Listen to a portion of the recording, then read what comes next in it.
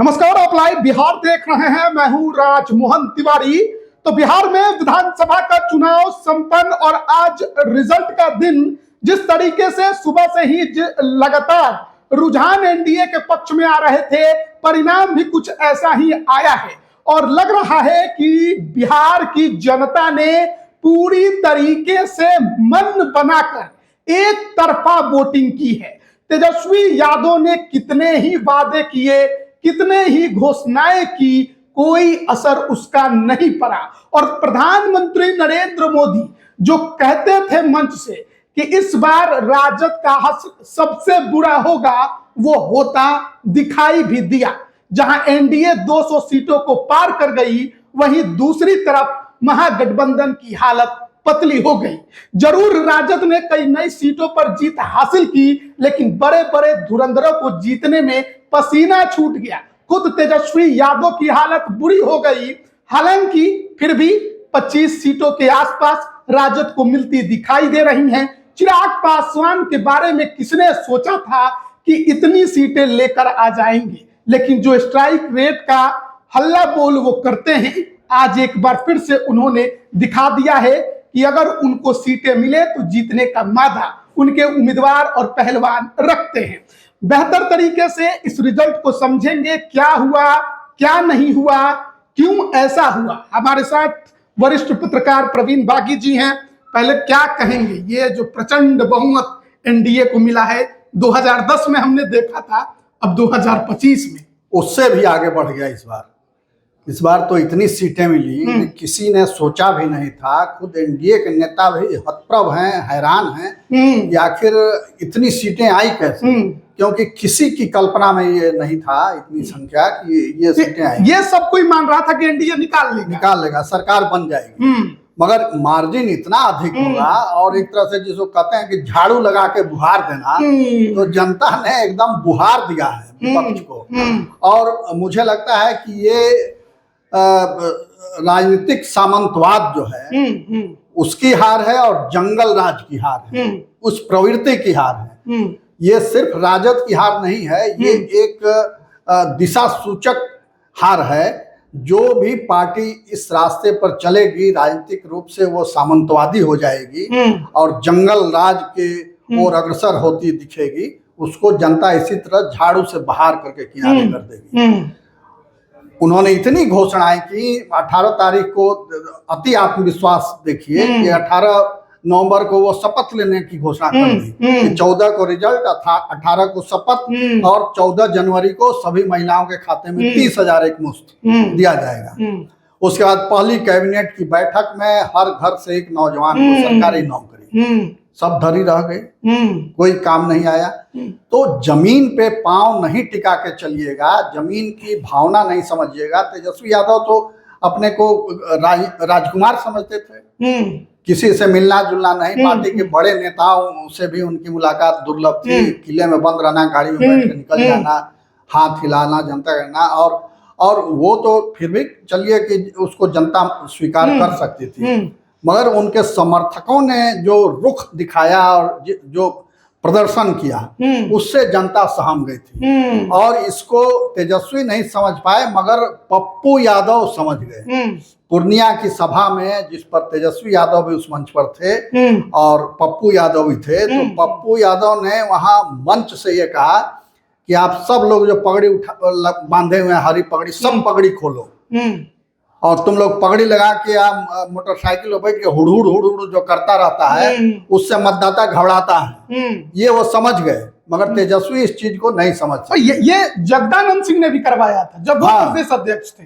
उन्होंने पार्टी में अनुशासन लाया तो 20 में रिजल्ट भी अच्छा हुआ। तो इसीलिए तो जगदानंद को किनारे कर दिया गया, क्योंकि उस पार्टी की प्रवृत्ति है यही, उदंडता, असभ्यता, ये प्रवृत्ति उसकी बन गई है। राजनीतिक संस्कार उसका ऐसा हो गया है कि उस पर किसी भी शरीफ और क्योंकि हम लोग तो चुनावों में घूम रहे थे, तो यादव समाज के भी लोग इस चीज को लेकर नाराज थे।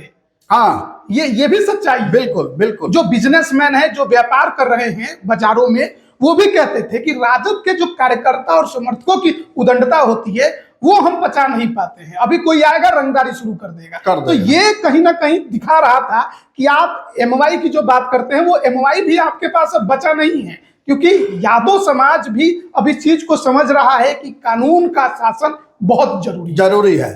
तभी देश का विकास होगा, प्रदेश का विकास होगा और परिवार का विकास होगा, नहीं तो पलायन होगा। अगर आप कानून का राज नहीं स्थापित करेंगे, उदंडता और जंगल राज का पर्याय बन जाएगा जब प्रदेश, तो पलायन होगा। कोई उद्योग धंधा नहीं बैठेगा, कोई कारोबार नहीं फलेगा। आपने देखा कि चुनाव के दौरान एआईएमआईएम ने राजद से गठबंधन करने की कितनी कोशिश की, राबड़ी आवाज के बाहर भोपा लगाकर ऐलान किया, आवाज दिया, किसी ने नहीं सुना।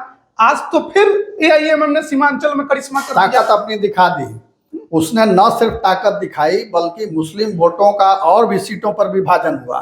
और जिस ढंग से मुकेश सहनी को उप मुख्यमंत्री घोषित कर दिया और मुस्लिम समाज से नहीं किसी को घोषित किया गया, उसकी बहुत प्रतिक्रिया हुई मुस्लिम समाज में। और वो अब्दुल अब्दरी नहीं बिछाएगा वो फोटो जो है वो बहुत जबरदस्त वायरल हुआ और मुस्लिम समाज के बुद्धिजीवियों ने इसको लेकर के एक अभियान छेड़ रखा था। और जो 5 सीटें एआईएमआईएम की थी वो फिर जीत गए।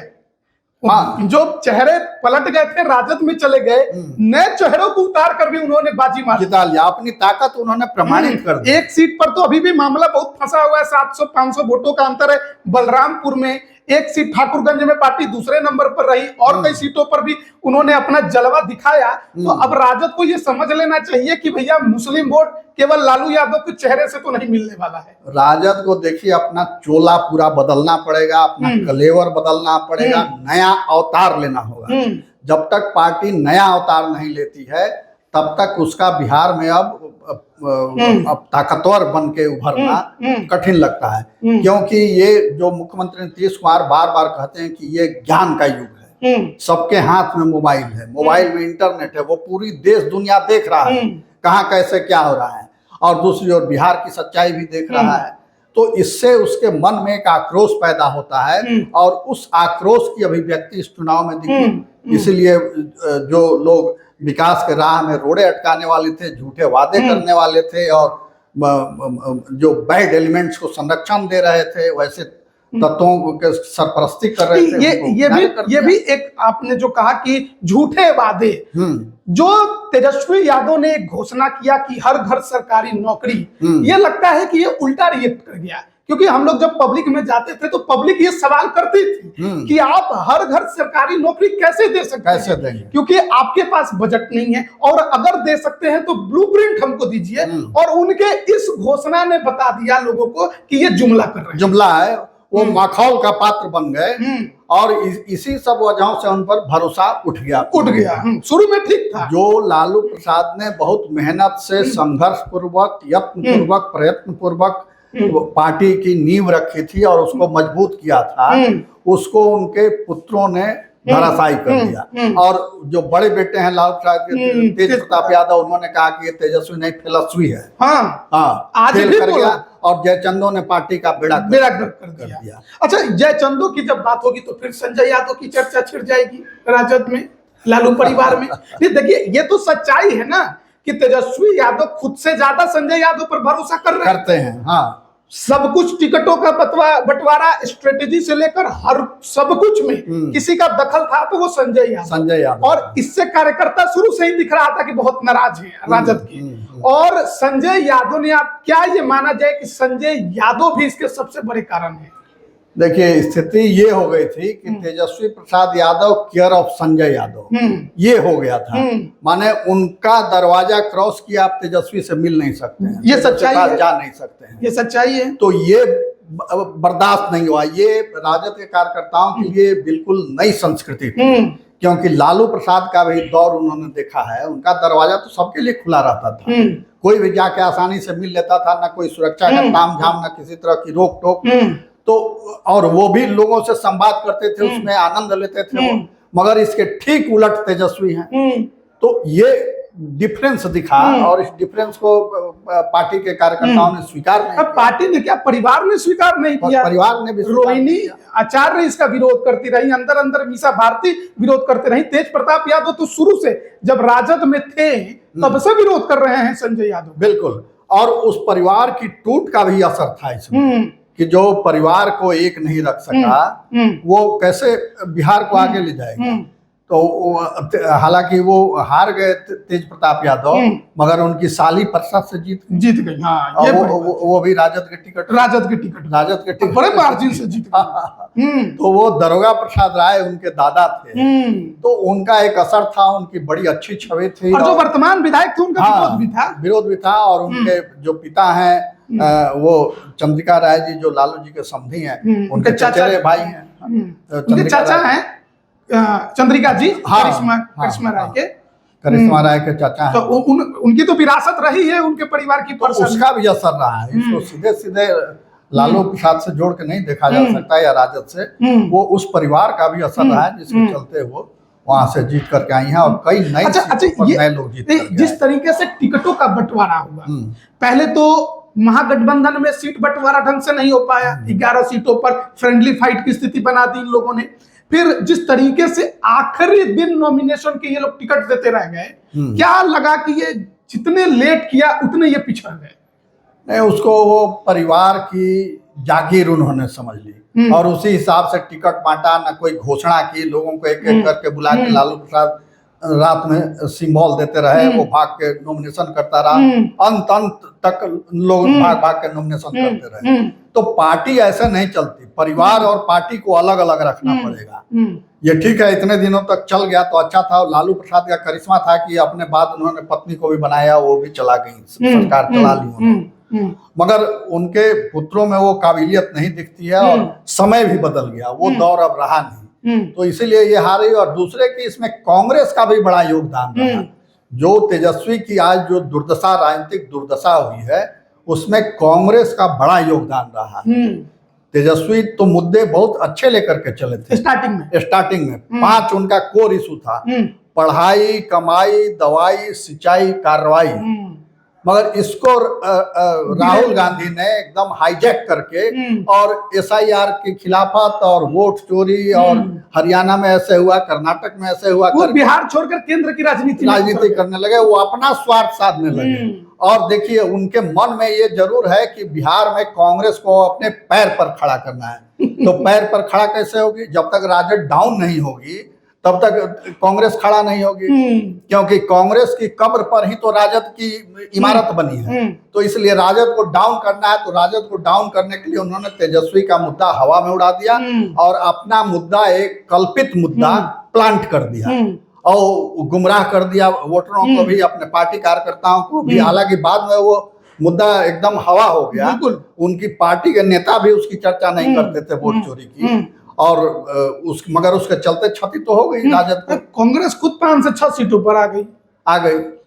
किसी तरह से विपक्षी दल का अगर लेबल मिल जाए तेजस्वी को, वही गनीमत है अभी। बिल्कुल, विपक्षी नेता का लेबल मिल जाए विधानसभा में, यही पर भी संकट है, क्योंकि 10% के आसपास आपको सीट लाने होंगे।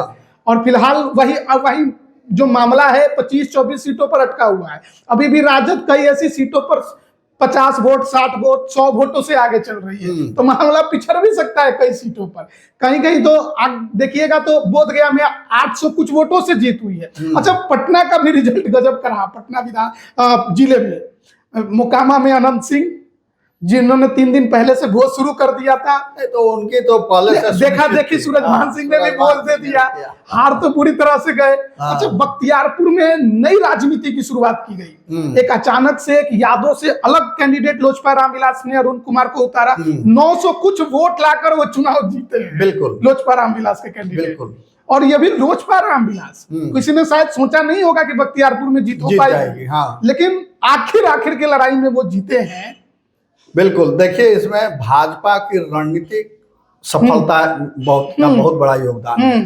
धर्मेंद्र प्रधान को यहाँ प्रभारी बनाकर भेजा गया, चुनाव प्रभारी, और धर्मेंद्र प्रधान इसके पहले भी 2010 में रह चुके थे, सब प्रभारी थे। तो वो सबको जानते थे, जदयू के नेताओं से भी उनके बेहतर रिश्ते थे, और भाजपा कार्यकर्ताओं से तो उनका रिश्ता था ही, और बड़े वो लो प्रोफाइल वाले नेता हैं, छुप के काम हवा हवाई नहीं है, ग्राउंड कोई भी उनसे जाके आसानी से मिल सकता है, अपनी बात कह सकता है। तो ये उनका स्वभाव जो है वो बड़ा काम है। और फिर विनोद तावड़े गोटी सेट करने में बहुत माहिर हैं, उनका योगदान रहा। और उन्होंने चुन करके देखिए जो सबसे कमजोर कड़ी थी भोजपुर और शाहबाद का इलाका, शाहबाद और मगध, हाँ मगध, तो वहां उन्होंने ऋतुराज सिन्हा को, जो आर.के. सिन्हा जी के पुत्र हैं, राष्ट्रीय उनको वहां का प्रभारी बना दिया। दोनों जगहों का न सिर्फ प्रभारी बनाया बल्कि जिम्मेवारी दी कि यहाँ से जीत सुनिश्चित करना ये आपका दायित्व है। वो जगह जहाँ पर लोकसभा विधानसभा दोनों जगह दोनों में हार हुई थी, एनडीए की बुरी तरह हार हुई थी। वहाँ 2 सीटें थी, 22 सीटें, 22 या 24, शाहबाद में 2 सीटें, 2 सीट, और 26 में 6 सीटें मगध की। कैमूर की तो सब सीट हार चुके थे, कैमूर रोहतास दोनों, हाँ, बक्सर में भी सब तो सीटें। वहां देखिए एकदम सीन उलट गया पूरा। तो ईमानदारी से प्रयास किया जाए और कार्यकर्ताओं के साथ जुड़ के काम किया जाए तो परिणाम यही होता है जो भाजपा ने किया, और उसमें जदयू का पूरा सहयोग मिला, लोजपा का सहयोग मिला। ये जो चुनाव के दौरान खूब खबरें चलने लगी कि जेडीयू लोजपा को वोट नहीं कर रही है, लोजपा जेडीयू को वोट नहीं कर रही है, नीतीश कुमार ने अंदर अंदर खेला कर दिया, बीजेपी सबसे को एकदम डाउन कर दिया।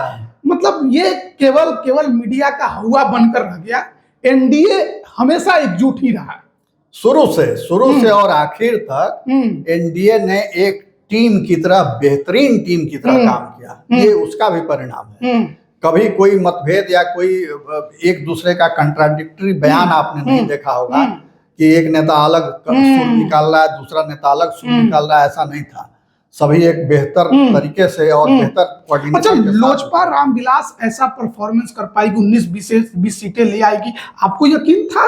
बिल्कुल नहीं, किसी को यकीन नहीं होगा। उनको भी नहीं कहा जा रहा था कि उनको कमजोर सीटें मिली हैं, सारी हारी हुई सीटें थी, हारी हुई सीटें दी गई हैं। मगर देखिए चिराग पासवान जो हैं वो उभरते हुए नेता हैं, दोनों युवा नेता हैं।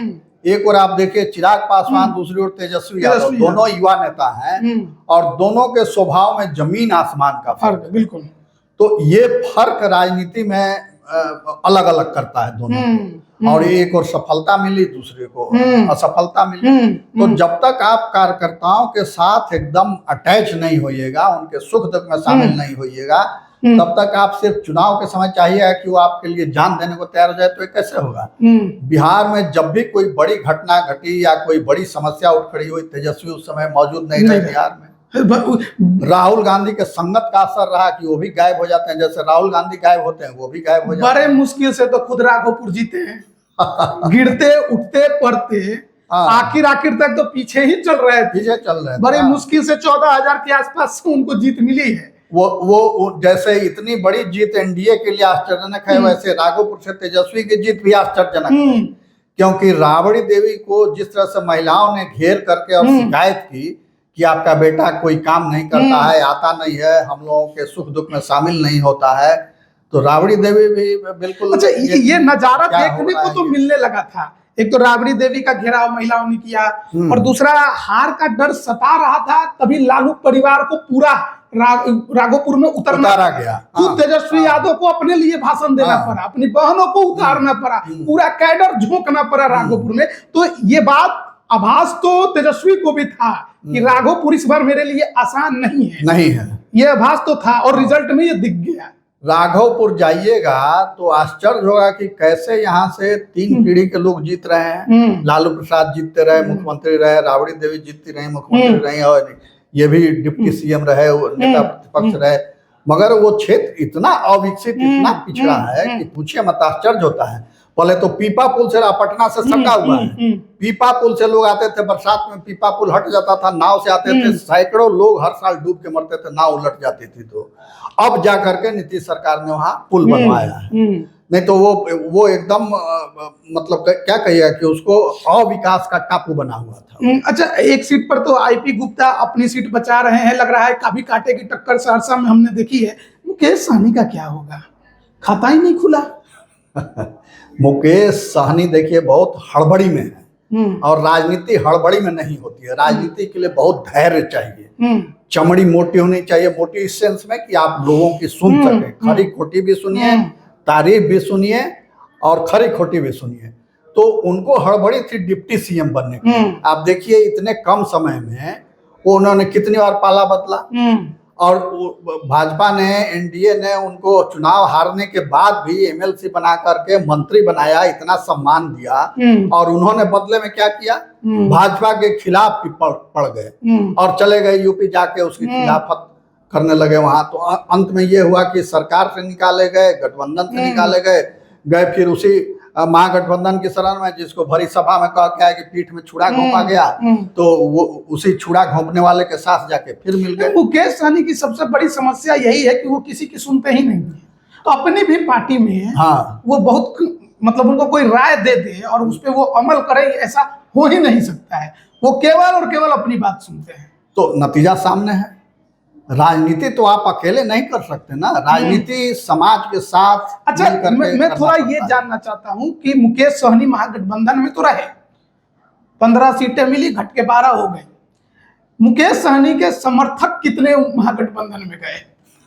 उनके वोटर कितने? जो गौड़ा बौड़ाम जो सीट है, जहां उनका घर है, जहां उनके भाई लड़ रहे थे और इतना कोहराम मचा था सीट के लिए, वहां अंत में जो राजद से निष्कासित उम्मीदवार है उसको समर्थन दिया इन लोगों ने, वो भी हार गया। भाजपा वहां से बुरी हार है, भाजपा जीत गई।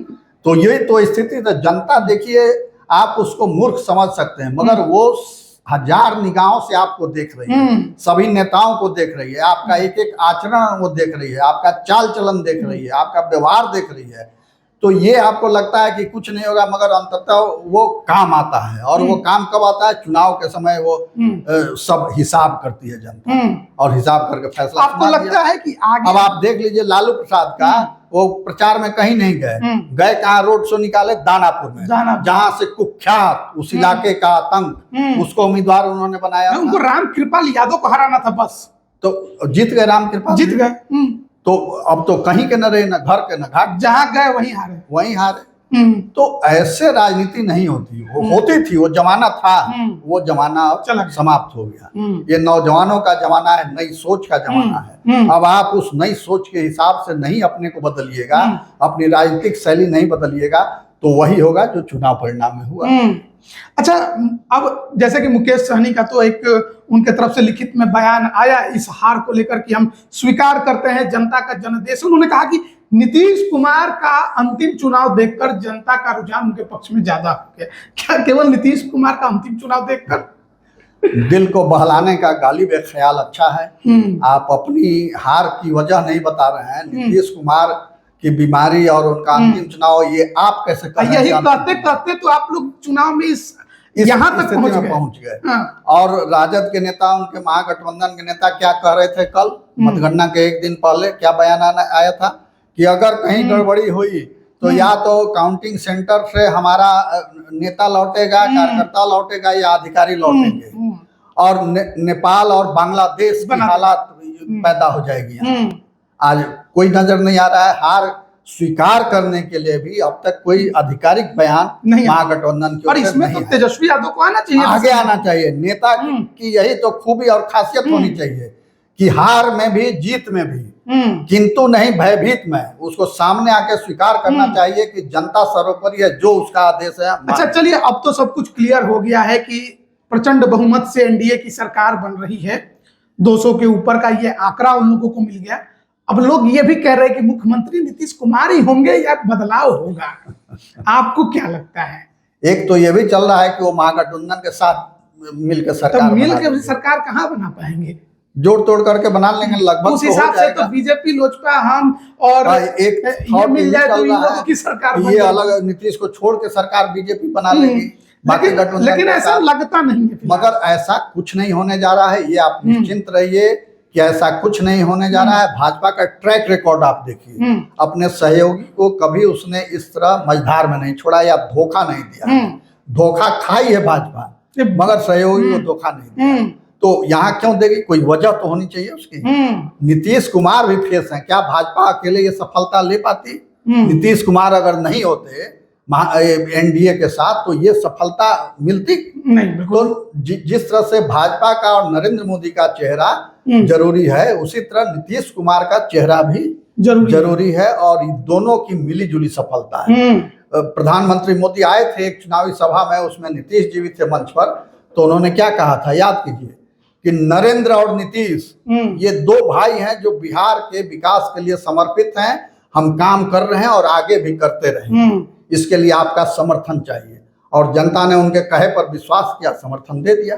तो आप ये मान रहे हैं कि मुख्यमंत्री तो नीतीश कुमार ही बनेंगे? अगर नीतीश कुमार हटते भी हैं तो वो सहमति उनकी होगी। अच्छा, मतलब ये फैसला उनका होगा, नीतीश कुमार का होगा, ना कि वो किसी गठबंधन एनडीए के किसी घटक दल का होगा या किसी तीसरे का होगा।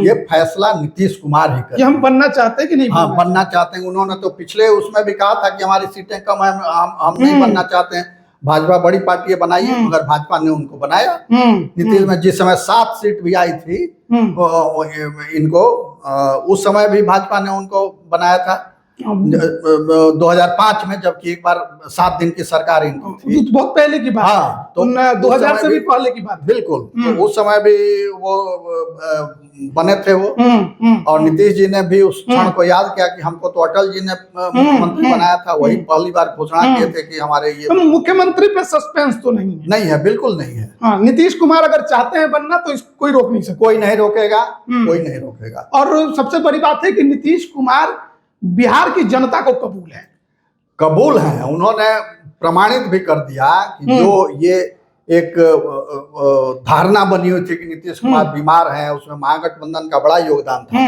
हर मन से प्रचार करते थे कि चाचा जी बीमार हैं, लाचार हैं, बेबस हैं, उनको एक कॉकस घेरे हुए है, जबरदस्ती कागज पर आदेश पर दस्तखत करा लिया जाता है, रिटायर्ड अफसरों का एक ग्रुप है जो सरकार चला रहा है, तमाम तरह की बातें। उनका दिमाग काम नहीं कर रहा है, और जिस शिद्दत के साथ उन्होंने प्रचार किया, वो तो सारी बातें। तो तेजस्वी भी फेल हो गए। तो बारिश में तेजस्वी घर में, कहाँ वो 34 साल का नौजवान, कहाँ ये 74 साल के बुजुर्ग, कोई मुकाबला नहीं है। तो ये नीतीश बनना इतना आसान नहीं है। आलोचना तो आप किसी की कर सकते हैं, लोग भगवान की भी आलोचना कर देते हैं, खरी खोटी सुना देते हैं, मगर क्या भगवान बनना सरल है? उसी तरह नीतीश कुमार बनना भी सरल नहीं है। नीतीश कुमार ने अपने को अपनी परिश्रम से, अपनी निष्ठा से, अपनी लगन से इस स्थिति तक पहुंचाया है कि बिहार के लिए वो अपरिहार्य बन गए। तो हम लोग बातचीत कर रहे थे, जो अब तक के रिजल्ट सामने आए हैं, जो रुझान सामने आए हैं, क्या कुछ इस बार रहा 2025 के चुनाव परिणाम? जिस प्रकार की जीत मिली एनडीए को, शायद किसी ने इसके लिए नहीं सोचा था, कोई तैयार भी नहीं था, और ऐसी हार के लिए तो राजद बिल्कुल तैयार नहीं थी। खैर, अब जो भी है सब आपके सामने है। चिराग पासवान का भी प्रदर्शन बेहतरीन रहा, उनकी पार्टी का, उनके पार्टी के प्रदेश अध्यक्ष जीत गए। कई सीटों पर अभी भी आगे पीछे की स्थिति बनी हुई है, लेकिन आप इस पर क्या राय रखते हैं कमेंट जरूर करिएगा। आप सभी का बहुत बहुत धन्यवाद।